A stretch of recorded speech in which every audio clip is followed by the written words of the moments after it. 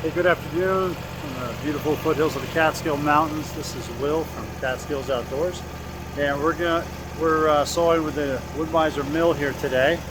What we're doing, if you just saw the first video with the laser, that we're rotating the log now, and we're gonna figure out where this next saw kerf needs to lie. So what we're looking at here is the scale, so we know right there is about as far down as we can go. You can see it here on the side of the mill.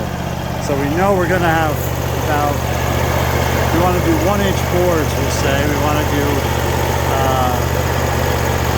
about 9 boards, but then we need 9 kerfs, or 8 kerfs, sorry. So 8 kerfs of 1 inch each is 1 inch of kerfs. See that? So we're going to need to adjust this up. 10-inch level, down to the 10-inch level. That gives us 8-inch kerfs for 9 1-byes.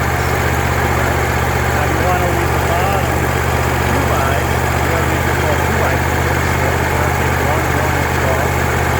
And we have 4 2-inch. So that would give us 5 kerfs. So then we would have to come down as our first cut here.